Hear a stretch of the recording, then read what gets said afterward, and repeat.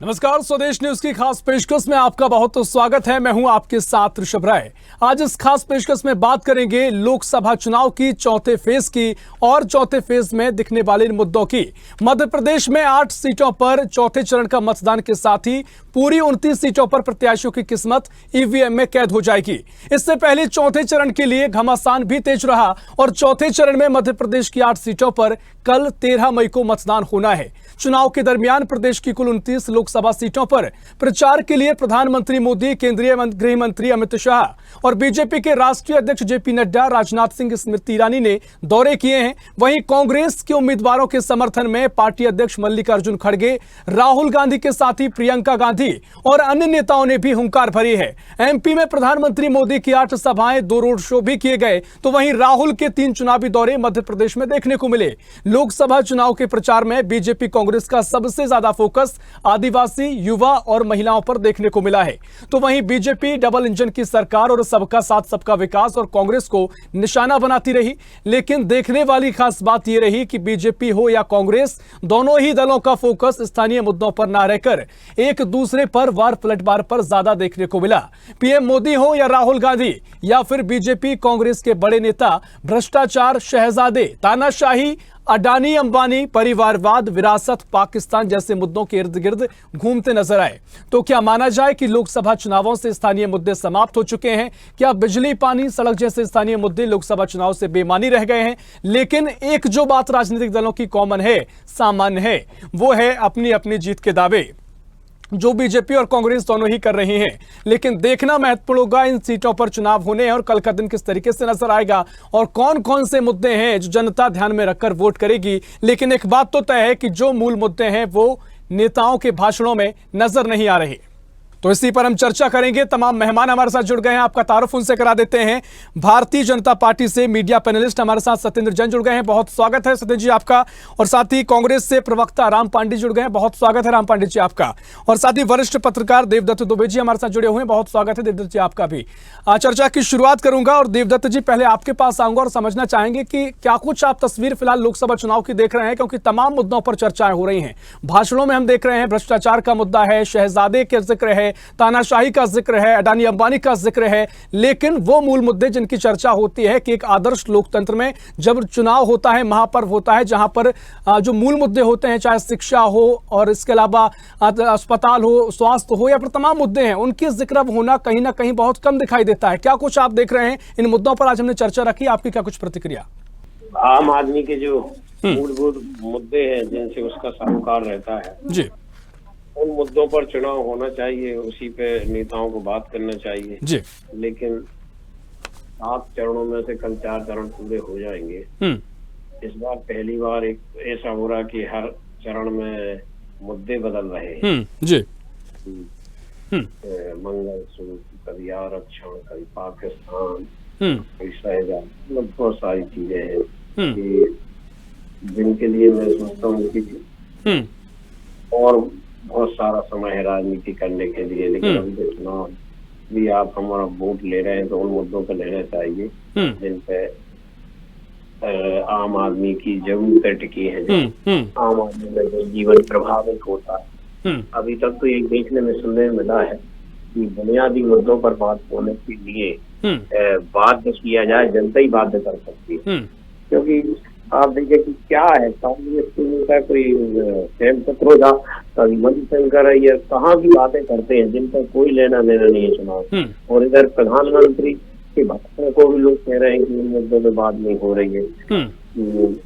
हर चरण में मुद्दे बदले, जबकि राष्ट्रव्यापी समस्या क्या है? राष्ट्रव्यापी समस्या है एक आम आदमी की महंगाई है, बेरोजगारी है, भ्रष्टाचार, ये मुद्दे हैं जो जिनसे आम आदमी का जनजीवन प्रभावित होता है। युवा पीढ़ी, आज देश अपना भारत देश युवा देश कहा जाता है, तो युवाओं को रोजगार चाहिए, युवाओं के जीवन कैसे उनका भविष्य अच्छा हो। बिल्कुल देवदत्त जी, लेकिन देखिए जिस तरीके से पिछले कुछ समय में परसेप्शन एक बना है कि देश का चुनाव है तो सिर्फ राष्ट्र की बात होगी, लेकिन जैसा कि हमारी लोकतांत्रिक प्रक्रिया है कि अगर राष्ट्र भी जो मिलकर बना है, अलग अलग लोकसभा क्षेत्र हैं, इनकी भी अपनी अपनी समस्याएं हैं, क्या जनता ने उन मुद्दों को कहीं ना कहीं मतदान को लेकर छोड़ दिया है, ध्यान में रखना बंद कर दिया है कि जो हमारे स्थानीय मुद्दे हैं, जो लोकसभा क्षेत्र का हमारा स्थिति है, कौन प्रत्याशी है, क्या कुछ उसका ट्रैक रिकॉर्ड है, क्या कुछ वहां की स्थिति है, क्या जनता वो आपको सोच रही है, आपको नजर आ रहा है, या फिर कहीं ना कहीं राष्ट्र के बड़े मुद्दे जिन पर लगातार चर्चा होती आई, जैसे कई बार तुष्टीकरण की राजनीति कह दिया जाता है, तो कभी राष्ट्रवाद या इनको लेकर कई मुद्दे से भटकने की बात कही जाती है, इस पर तमाम सियासत भी गर्माती है।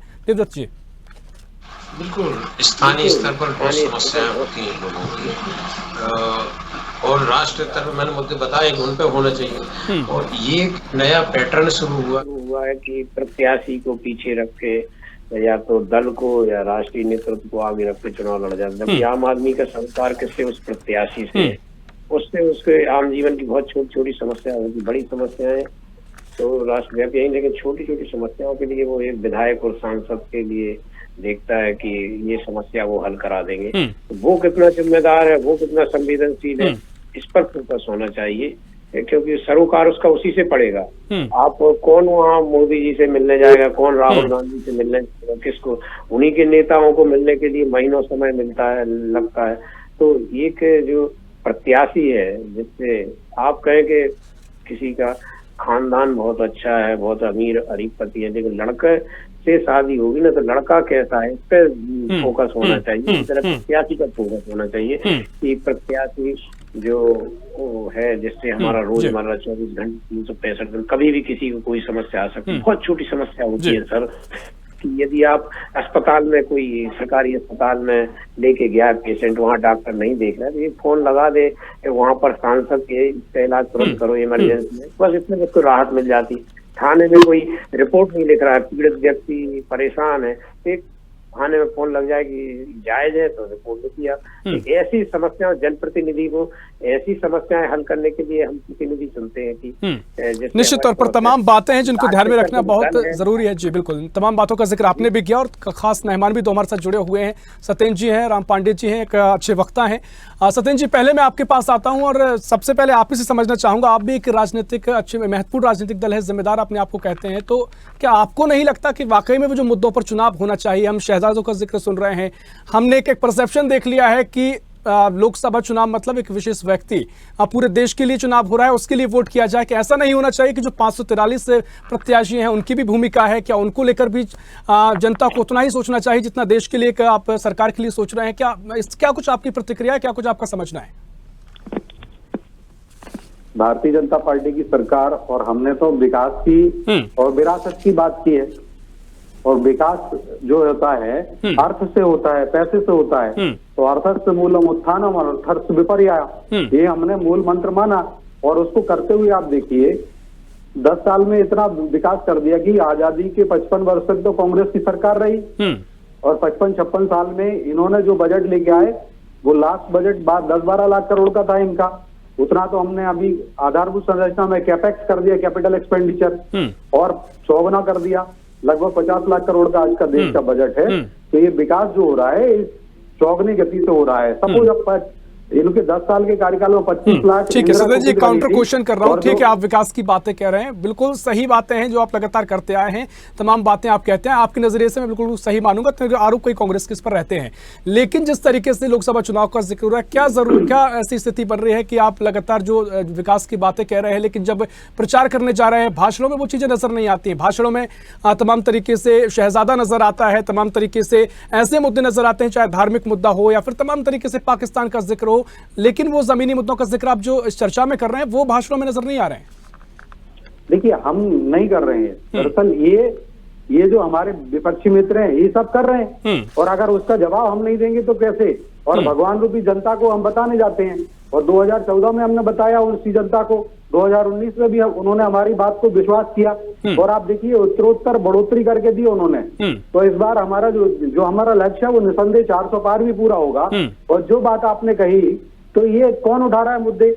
ये इनका घोषणा पत्र है। इनके घोषणा पत्र में अगर हमने कहा, और मुसलमानों को देखिए, लालू यादव जी किसके साथ में है? जो 11 चोर हैं, जो भारत के लोकतंत्र के हिसाब से कभी चुनाव भी नहीं लड़ सकते, अयोग्य घोषित हो चुके हैं, और उनके साथ मतलब भ्रष्टाचारी हैं, सिद्ध भ्रष्टाचारी, प्रूव्ड भ्रष्टाचारी हैं, और भ्रष्टाचारी जो है वो कभी चुनाव, उनके साथ कांग्रेस का अलायंस है। कितना गंदा अलायंस होगा सोचिए, जो भ्रष्टाचार में जिसको सरकार के मतलब कोर्ट ने, सरकार ने नहीं, न्यायालय ने उसको सजा दे दी, और वो कभी लड़ नहीं सकते, उनके साथ है। और वही लालू यादव जी क्या कह रहे हैं कि पूरा का पूरा आरक्षण जो है जितना भी SC ST और OBC का वो मुसलमानों को देंगे। तो हम विरोध नहीं करेंगे क्या? हम करेंगे, क्योंकि हमने ये संविधान की मूल आत्मा है। बाबा साहब अम्बेडकर जी ने भी इसका विरोध किया था, गांधी जी ने भी इसका विरोध किया था, और इवन नेहरू जी ने, कांग्रेस के जो कहते हैं प्रधानमंत्री नेहरू जी रहे, उन्होंने भी विरोध किया था कि धर्म के आधार पर आरक्षण नहीं होना चाहिए। हाँ, सभी ब्लॉक जो है, SC ब्लॉक हुआ, ST ब्लॉक हुआ, OBC ब्लॉक हुआ, उन सबको मिलना चाहिए आरक्षण, और उनकी सामाजिक आर्थिक स्तर के अध्ययन करने के बाद मिलना चाहिए। तो अब आप देखिए कांग्रेस क्या कर रही है, सिर्फ और सिर्फ धर्म के आधार पर आरक्षण का बांट रही है, और कर्नाटक में इन्होंने किया। और राहुल गांधी जी अब संविधान लेके जाते हैं तो हम ही बात उठाएंगे।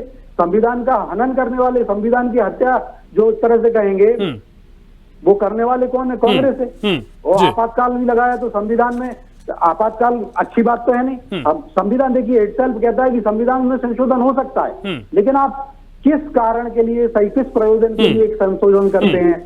हमने 3 तलाक हटाने, 3 तलाक का कानून लेके आए कि अवैध होगा वो।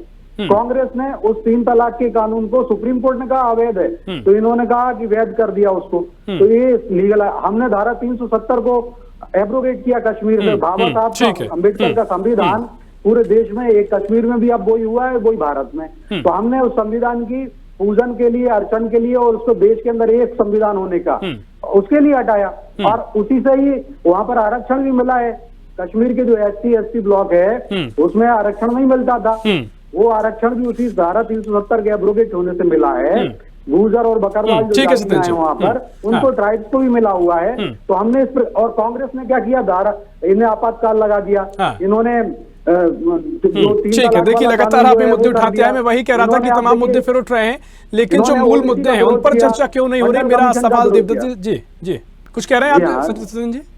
हाँ, बस 10 सेकंड में बात करें। इन्होंने देखिए काका कालेलकर कमेटी का विरोध किया।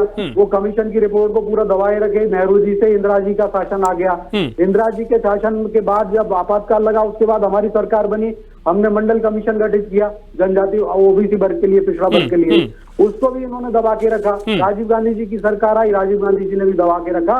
और 1990 में आप निकाल लीजिएगा, संसद में floor of the house Congress ने, राजीव गांधी जी ने विरोध किया उसका। तो और हमारी सरकार रही जब VP सिंह के साथ में, हमने समर्थन दिया था। उस सरकार ने मंडल कमीशन को लागू किया। 1990 ये जो पिछड़ा वर्ग आयोग का गठन भी हुआ हमारे कारण ही हुआ।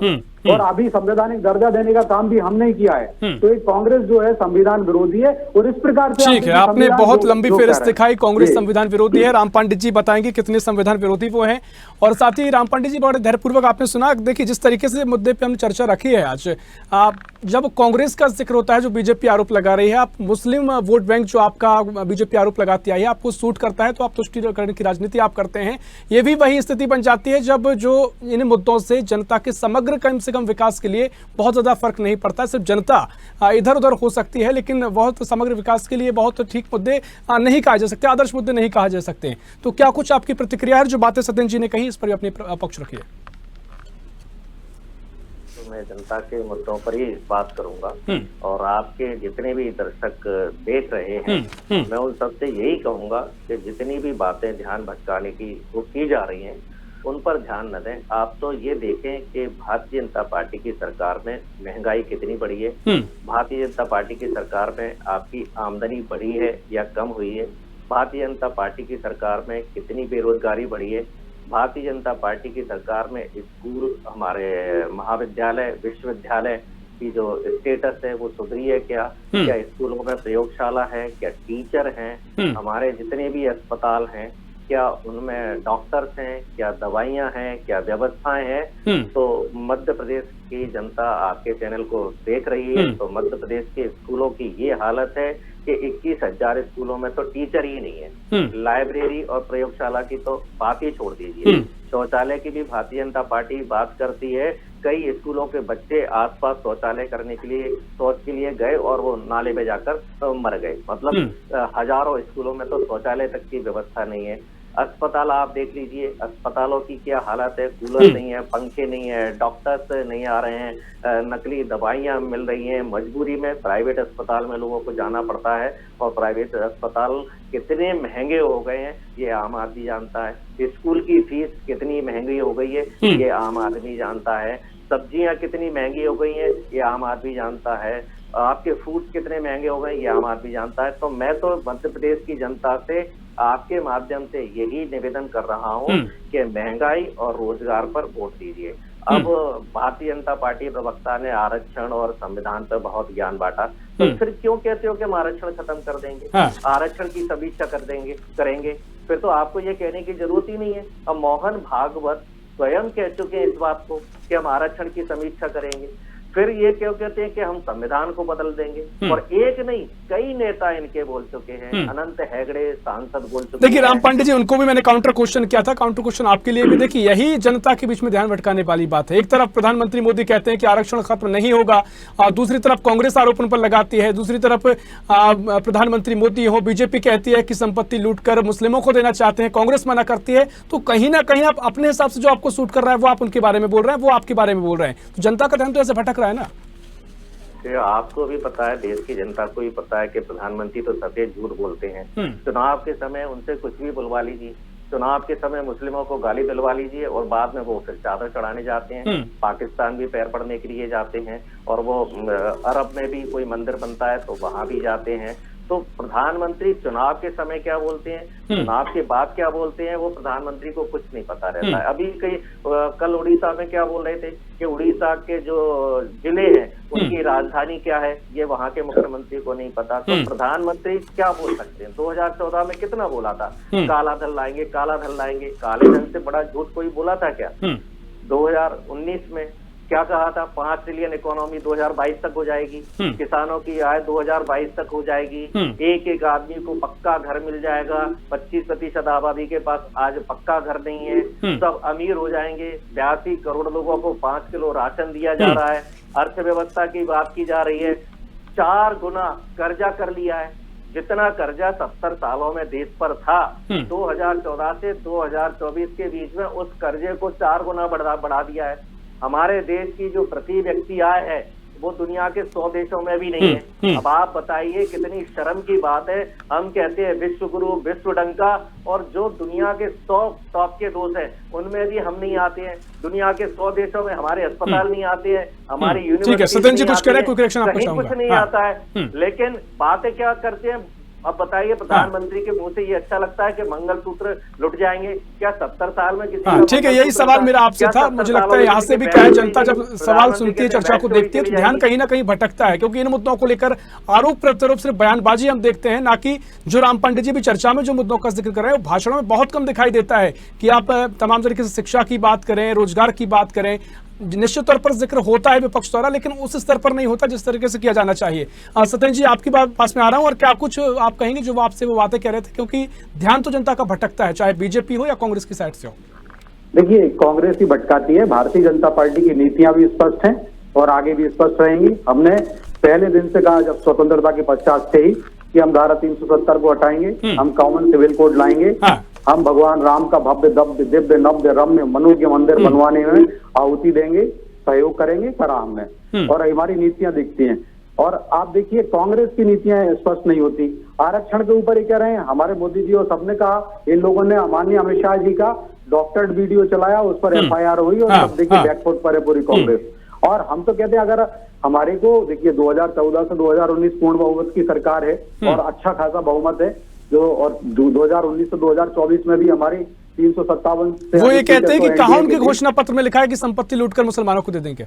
नहीं, मैं उस पर भी आ रहा हूँ। तो आरक्षण वाली बात पे बता दूं बस सिर्फ 10 सेकंड, कि अगर हमें आरक्षण खत्म करना होता तो हमने देखिए सामान्य निर्धन वर्ग जो ब्लॉक होता है, सामान्य ब्लॉक जो होते हैं उसमें सभी आते हैं सामान्य निर्धन में, और उनको हमने बढ़ाया, 10% आरक्षण दिया। तो ये जो है कांग्रेस की भ्रांतियां हैं, और कांग्रेस जो है भ्रांतियों में रहती है। इस बार भी डस्ट बाइट करेगी, भगवान रूपी जनता इनको सबक सिखाएगी, और पहले भी सिखाती आई है। अब आपने जो कहा, जो मंगलसूत्र की बात कही, तो देखिए मंगलसूत्र की बात को आप देखिए 2 बार प्रधानमंत्री रहे डॉक्टर मनमोहन सिंह जी ने साफ कहा कि देश के संसाधनों पर प्रथम अधिकार मुसलमानों का है, साफ कहा है। और अभी जो इनकी बात, जो इनका पूरा क्रोनोलॉजी समझिए, उसके बाद में राहुल गांधी जी कहते हैं 6 अप्रैल को कि आप धन का वो सर्वे कराएंगे और एक्सरे मशीन और CT scan machine, MRI machine लेके जाएंगे, सब उन्होंने कहा है, ठीक है ना। और मैं उनका पॉइंट भी बता सकता हूं, अभी आप कहें तो उस पॉइंट को। आप एक तरफ देखिए, अब वो जो बात कह रहे हैं एक्सरे सीटी स्कैन करेंगे, और सैम पेत्रोदा ने भी कहा धन का जो है, उसी समय सैम पेत्रोदा ने कहा कि धन का जो है उस पर इनहेरिटेंस टैक्स लेंगे, संपत्ति कर लेंगे, वसीयत का जो विरासत कर लेंगे, ये बात आ रही। तो ये सब कुछ ठीक है, समय कम संक्षेप में अपनी बात है, मंगलसूत्र से जुड़ा हुआ है इसीलिए। और आप देखिए पेज नंबर 28 पे पॉइंट नंबर 21 क्या कहता है, कांग्रेस नीतियों में बदलाव करके धन और आय के मामले में बढ़ती असमानता का समाधान करेगी। जो राहुल गांधी जी कह रहे एक्सरे करेंगे, तो यही बात है कि ये महिलाओं का जो बहन बेटियां हैं, और देखिए मुस्लिमों का पर्सनल लॉ भी बढ़ाएंगे, मुस्लिम लीग का जो उनका पॉइंट है, पॉइंट नंबर पेज नंबर 8 और पॉइंट नंबर 7 पढ़ लीजिएगा आप, इनके न्याय पत्र में है ना बोर्ड।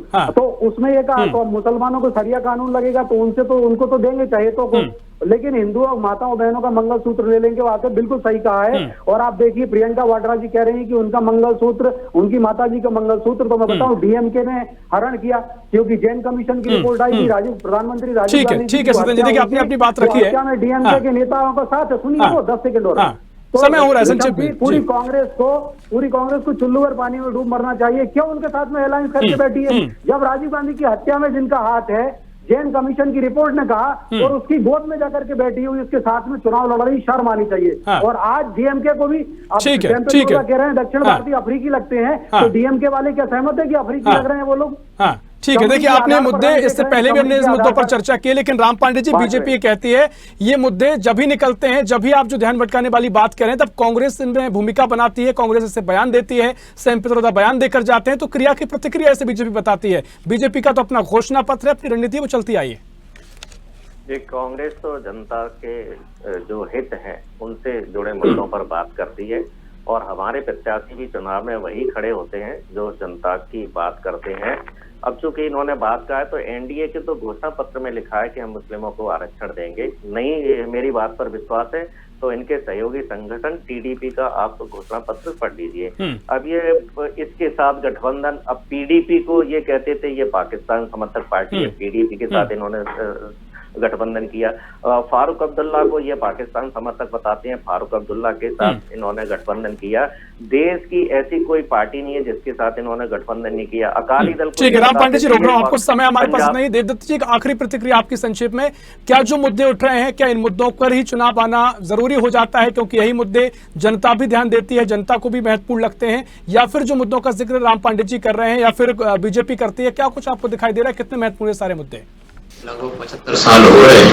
अब आम मतदाता बहुत जागरूक हो गया है, वो अपने मुद्दे तय करता है, और वो पिछले ट्रैक रिकॉर्ड मूल्यांकन के आधार पर करता है कि किसका कितना योगदान है देश में, समाज में, उसके आधार पर वो मूल्यांकन करता है और कई चीजें देखता है, प्रत्याशी देखता, राष्ट्रीय नेतृत्व देखता, दल देखता, उनकी नीतियां देखता।